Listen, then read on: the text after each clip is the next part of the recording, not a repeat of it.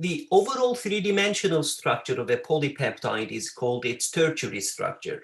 The tertiary structure is primarily due to interactions between the radical groups of the amino acids that make up the protein. Radical groups, interaction that contribute to the tertiary structure include hydrogen bonding, ionic bonding, dipole-dipole interactions, and London dispersion forces, basically different sorts of non-covalent bonds. For example, radical groups with like charges repel one another, while those with opposite charges can form an ionic bond. Similarly, polar radical groups can form hydrogen bonds and other dipole-dipole interactions.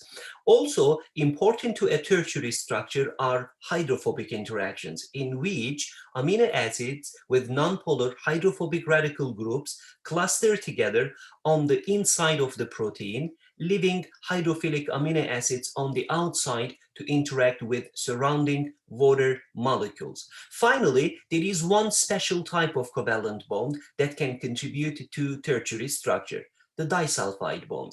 Disulfide bonds, covalent linkages between the sulfur-containing side chains of cysteines, are much stronger than the other types of bonds that contribute to tertiary structure. They act like molecular safety pins, keeping parts of the polypeptide firmly attached to one another. In proteins rich in cysteine, the conformation of the peptide chain is determined to a considerable extent by the disulfide bonds of cysteine. The halves of cysteine may be located in different parts of the peptide chain and thus may form a loop closed by the disulfide bond. Quaternary structure is the three-dimensional structure consisting of the aggregation of two or more individual polypeptide chains that operate as a single functional unit. The resulting structure is stabilized by the same non-covalent interactions and disulfide bonds as in the tertiary structure. Quaternary structure refers only to proteins that are composed of multiple polypeptides. These separate polypeptides are held together by the same intermolecular forces found in secondary and tertiary structures. Examples of proteins with quaternary structures include hemoglobin, DNA polymerase, antibodies, and ion channels. The quaternary structure refers to structures that arise as a result of interactions between multiple polypeptides. The units can be identical multiple copies or can be different polypeptide chains. Human hemoglobin is a good example of a protein with a quaternary structure.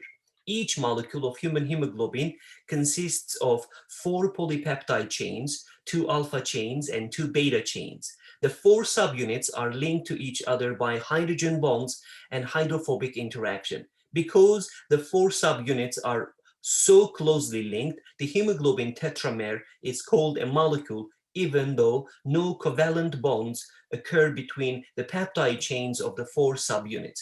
In other proteins, the subunits are bound to each other by covalent bonds, the disulfide bridges. Many proteins are made up of a single polypeptide chain and have only 3 levels of structures.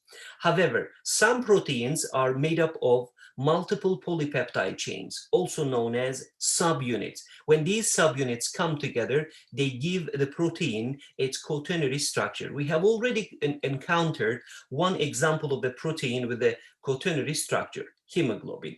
Another example is DNA polymerase, an enzyme that synthesizes new strands of DNA and is composed of several subunits.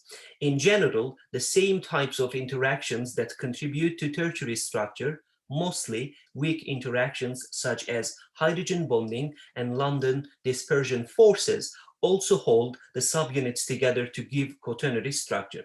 Antibodies, another example of proteins in quaternary structure, are large globular proteins made up of varying peptide chains. Each chain has a tertiary structure consisting of distinct domains. Antibodies contain 2 identical heavy chains and 2 identical light chains, thus forming a tetrameric quaternary structure. The 2 heavy chains are linked to each other to a light chain, each by disulfide bonds. The resulting tetramer has 2 identical halves which together form the Y-like shape. Thanks for watching.